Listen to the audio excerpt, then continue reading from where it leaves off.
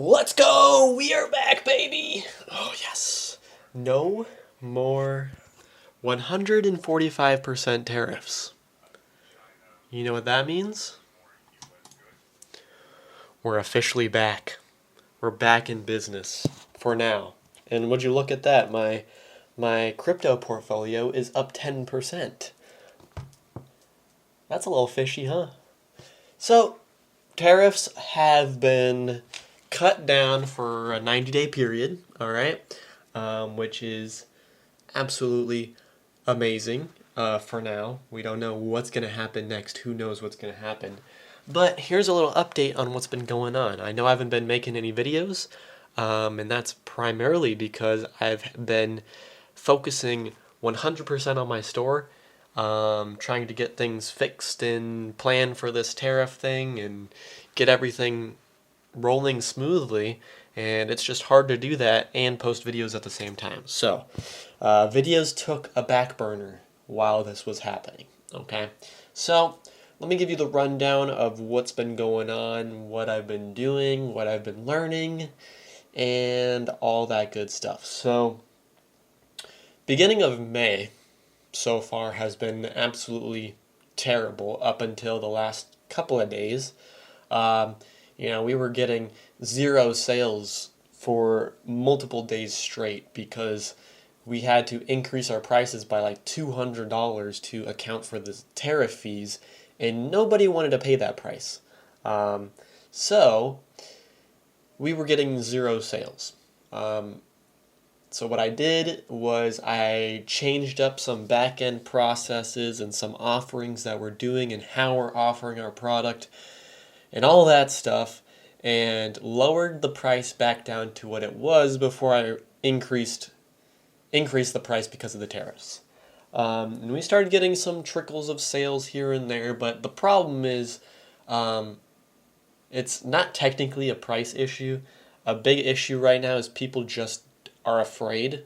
Not business owners specifically, but just everyone in general is afraid because prices are going up so much and people are not making enough money to even buy groceries. So they're not going to spend $450 right now on my product because it's not really on their priority list. So sales were still down. We went from getting 0 sales with the tariff to 1 sale every other day. So there was that, and I kind of reshifted my advertising strategy and kind of cleaned things up a little bit, because if you watch way back when I first launched this brand, the strategy that I was doing was one campaign, and I would load up all the new creatives into that campaign and just have one campaign.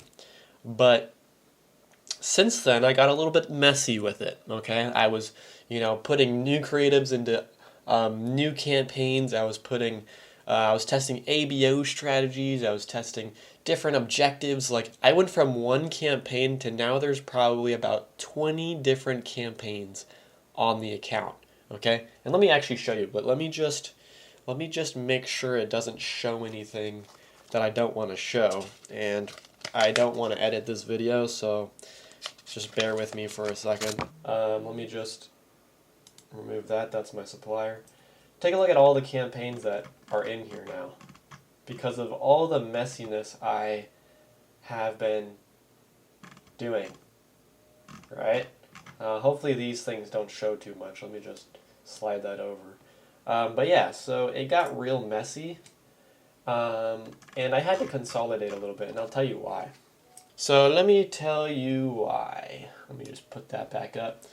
So what was happening is, since I strayed away from my strategy of what I was doing, hang on, it's getting a little blurry, the cost per purchase went up. So in my last videos, I was struggling a little bit because I felt like with the one campaign approach, since only one ad was taking majority of the budget, I felt like it wasn't giving the other ads a chance to spend.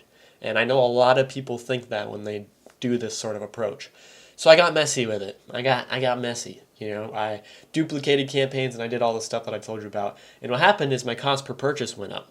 So I went from about a $60 to $70 cost per purchase on the one campaign strategy to $90 to $150 cost per purchase. And the reason is because I'd have like 5 or 6 campaigns going at once, and one campaign would do really well and get sales, but all the other campaigns would spend and basically remove all the profit.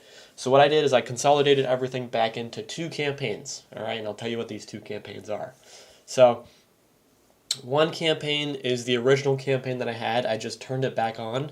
I'm not sure if it's going to work because I turned it off already. I don't know if turning it back on is going to mess things up or how that's going to go, but I turned it back on, okay? That campaign just loading in, it's just a purchase campaign directly to the website.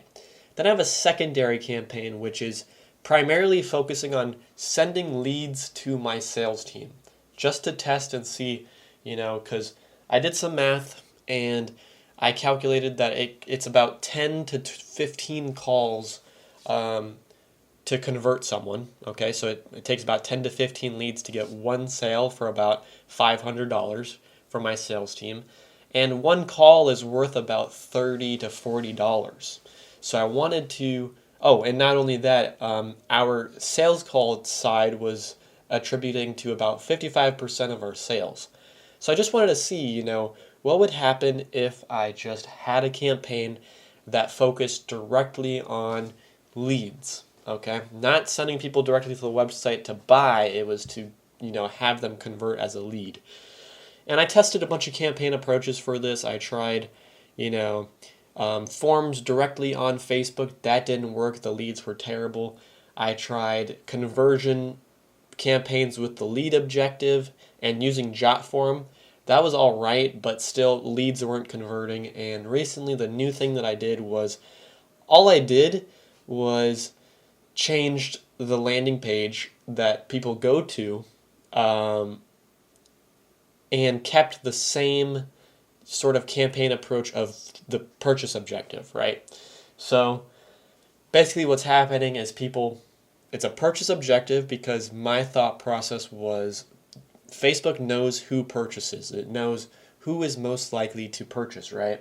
So I just woke up a little bit ago, so my eyes are still, waking up. But anyways, it knows who purchases, so that's going to be higher quality leads, right?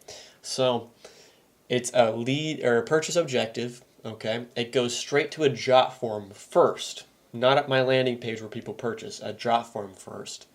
People fill out this Jotform, it's like a questionnaire, whatever. It validates them as a good lead for us to call. It tells them that we'll call them. And after they complete the form, it sends them to the landing page then, which is the same landing page I've been sending people this whole time, that converts at about 0.5 to 0.6%. And this process has been working well. We've been getting a lot of leads at about $5 per lead, which is great. Now, I still need to test more because it's still not entirely profitable because we need to convert more of the leads. But we are converting some. So like, for instance, today is a pretty decent day so far. We're at about a 1.3% conversion rate with 2 sales, which is decent, but it's still only 12:30. So we still have a lot of time to test and everything. But overall, with this new change of directing people to the form first, it seems like our conversion rate has gone up a little bit, because what's happening is we're collecting every single person's details that land on the website. They're no longer like, because before what we were doing is we would have a pop-up on the website for like $150 off or whatever, but not everybody would fill that out. But now with this form, we get everybody's details before they land on the page. So we're getting more leads, right? Which is great.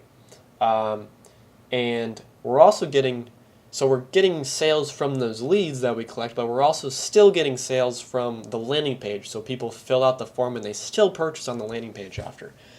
So it's been working decently, but I still need to test more because it's still not entirely profitable because of the costs involved with the sales team. So I'm paying 2 guys $8 an hour, And with those costs, they need to convert a lot more people in order for it to be profitable. So, I mean, today it should be profitable with 2 sales, but some days, they don't get a sale, and the sale comes from the website directly, not from the sales team. In order for me to profit from the sales side, I would need 1 to 2 sales per day directly from the sales team. Okay, not including people that convert on the website by themselves. So I'm still testing it. It's only been about 4 days of doing this, so I still need to give it more time. But yeah, so tariffs are down, which is good. That means our profit margin went up, which is awesome. But I've also been talking with I don't even know what you'd call them. Like, my camera just died. But anyways, yeah, so I've been talking with an American sourcing team that speaks English that basically handles all of the fulfillment. Well, not fulfillment, but negotiations with factories, finding the products you need, and all that stuff. And they speak the local language, so it makes it a lot easier to communicate and negotiate. So it's completely hands off.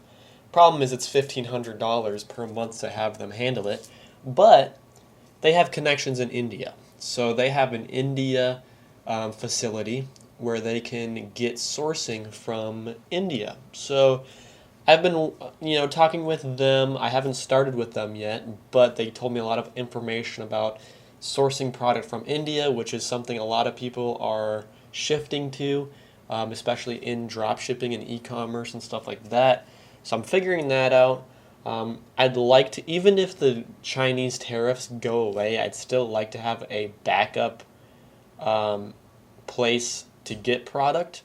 And I also still want to explore the options in India because maybe the product will be better and maybe it will be cheaper. Who knows?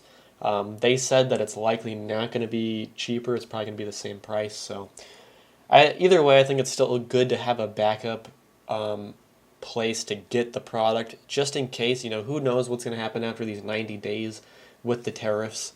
They may come to an agreement and it may be good or it may be bad. So yeah, I've been figuring that out, the whole Chinese thing, the India manufacturing, all that, learning a bunch of crazy new stuff. So it's very interesting, but that's where I'm at. It's been the slowest month so far. I mean, if you take a look, let me just, hey, how you doing there?